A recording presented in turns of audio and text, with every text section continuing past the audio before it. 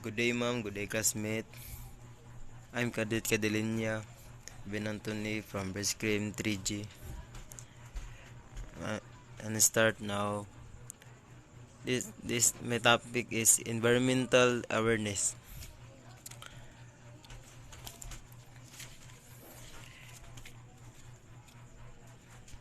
In what is environmental awareness? Environmental awareness refers to the knowledge and understanding of the environment and the impact of human activities on natural resources and ecosystem. It involves recognizing the importance of conservation, sustainable practices, and the need to protect and preserve the environment for future generation.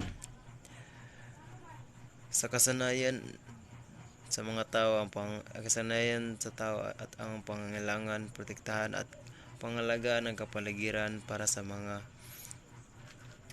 para sa mga kabubuti ng lahat ng tao.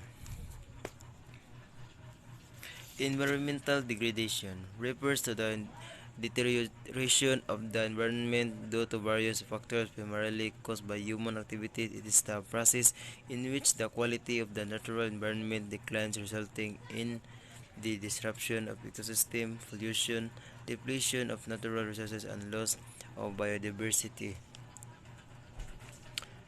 Ito ay mga pangunahing prinsipyo ng napamanatiling pag-unlad ay kinabibilangan ng hanap buhay na para sa mga tao.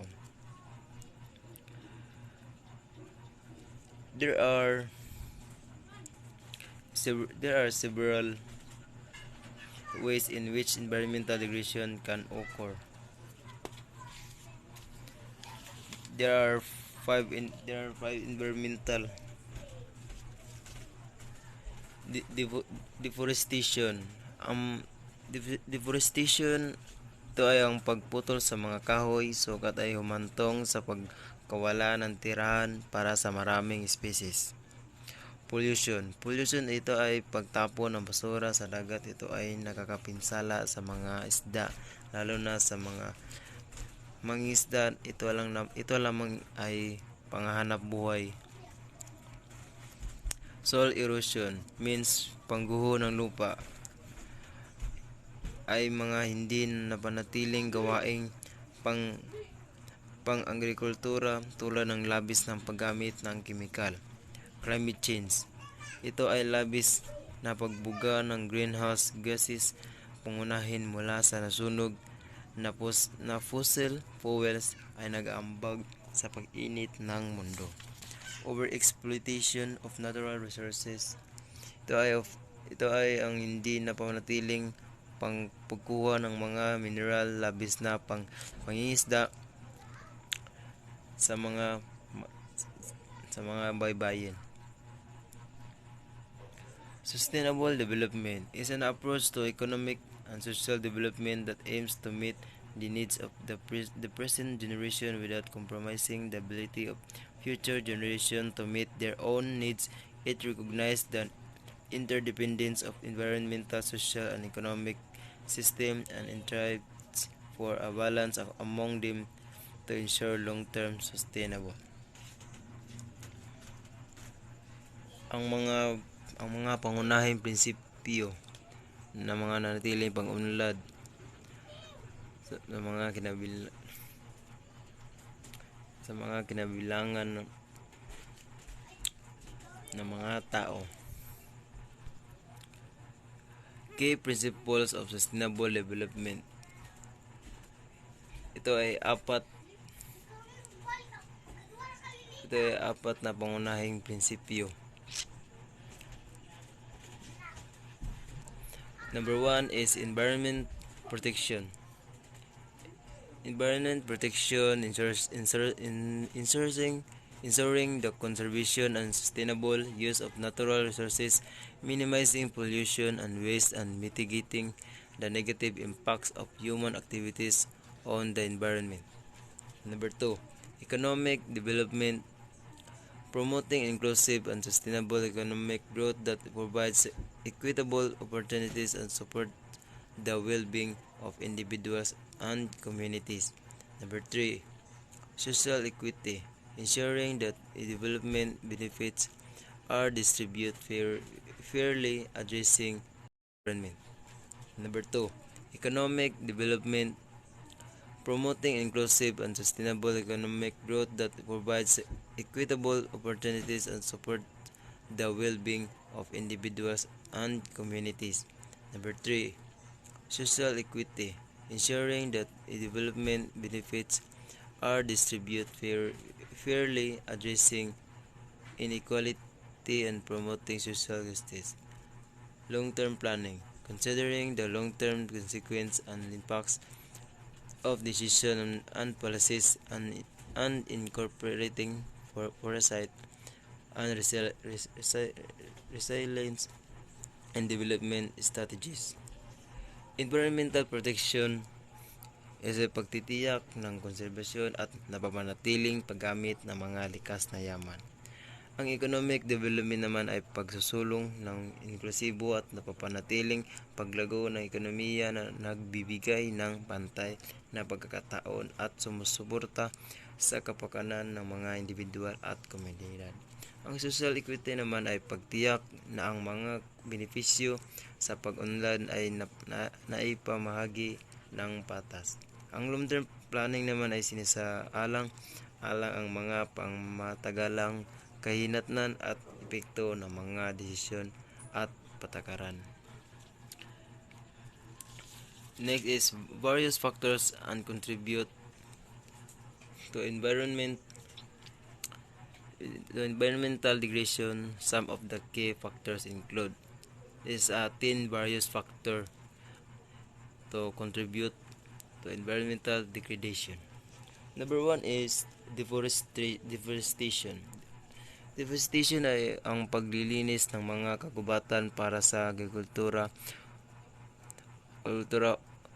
urbanisasyon.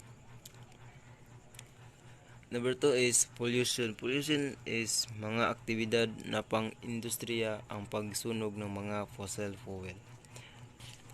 Number 3 is climate change. Climate change is ang pagbuga ng mga greenhouse gas, pangunahing mula sa mga aktibidad ng tao tulad ng pagsunog ng mga fossil fuel. Ang overpopulation naman ay ang pagtaas ng populasyon ng tao ay naglagay ng presyo sa mga likas na yaman na humahantong sa labis ng pagkonsumo.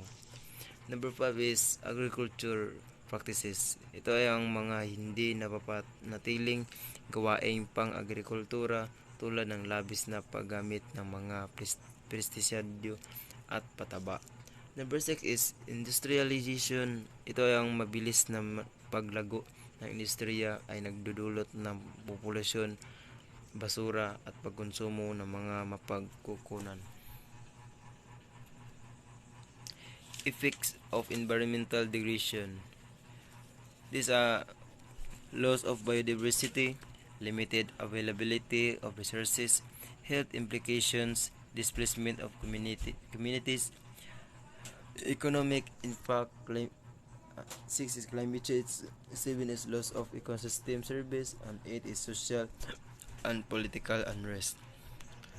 The Philippine government has enacted several laws to protect the environment. Some of the key laws include: Number 1 is the Philippine Clean Air Act, Republic Act number 8749. This law aims to protect and preserve the country air quality by controlling air pollution from mobile and stationary sources. Number 2 is the Ecological Solid Waste Management Act, Republic Act number 9003. This law promotes the proper management of solid waste in the Philippines, including segregation. Number 3 is the Philippine Clean Water Act, Republic Act number 9275. This legislation aims to protect and preserve the quality of the country's fresh brackish and marine waters by regulating water population through the establishment of water quality standards and effluent limitation. Number 4 is the National Integrated Protected Area System, Republic Act number 7586. This law establishes a comprehensive system of protected areas to conserve and promote the sustainable use of natural resources. Number 5 is the Wildlife Resources Conservation and Protection Act, Republic Act number 9147. This act aims to conserve and protect wildlife resources and their habitats. That's all. Thank you. So good day everyone, good day ma'am.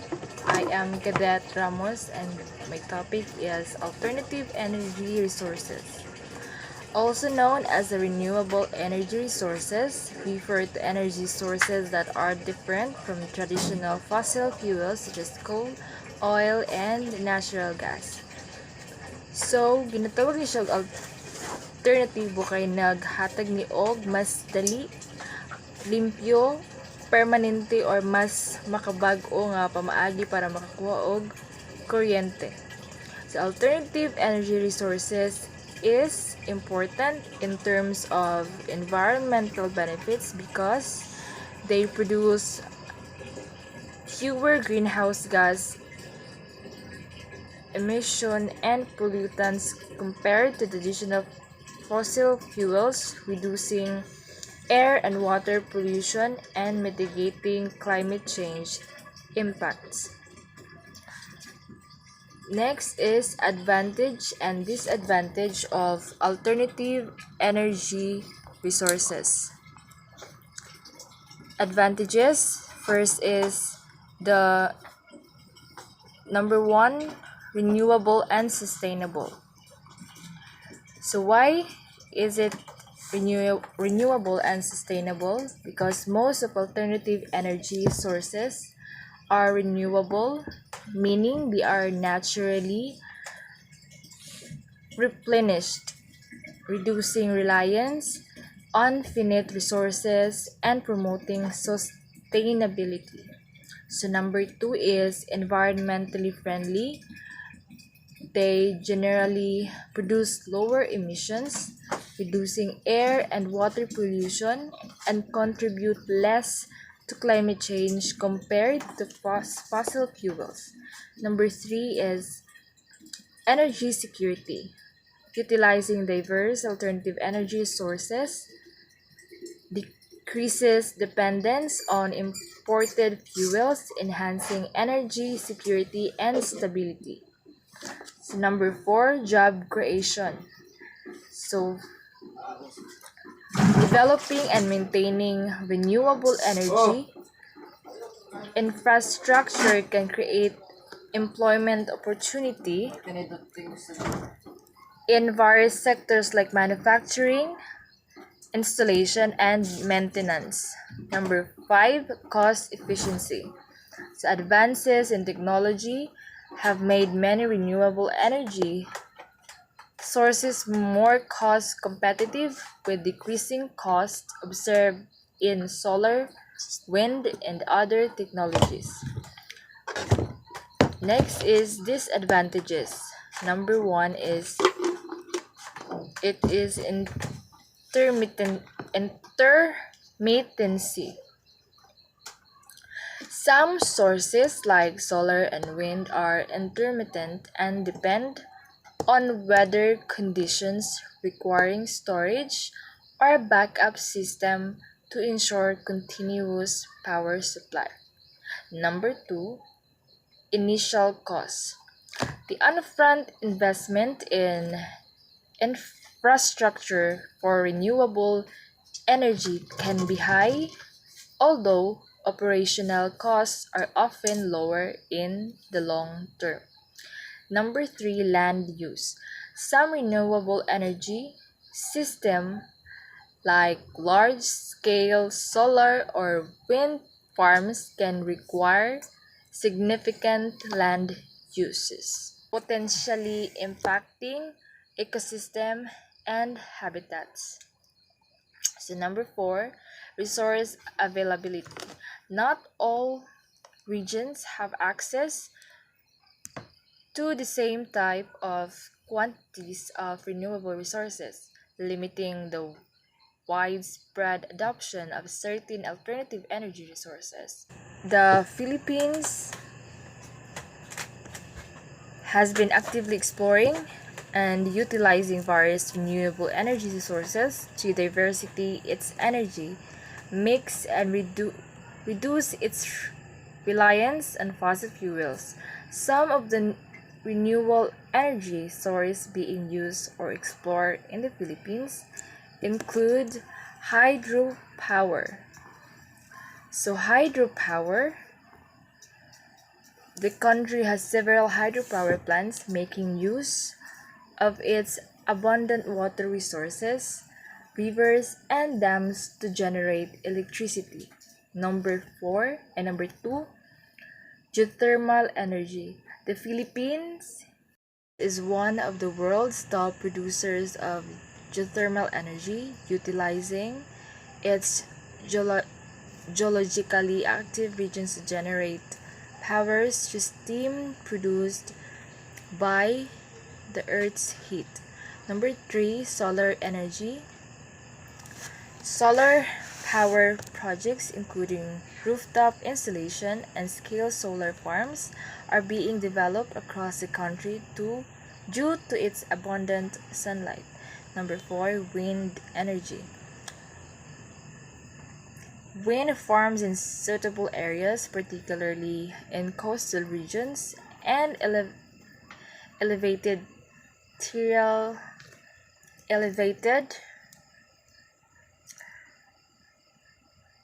terrains, harness wind power to generate electricity. Number 5, biomass energy. Biomass such as agricultural residues, organic waste, and biofuels is being utilized for electricity generation and also alternative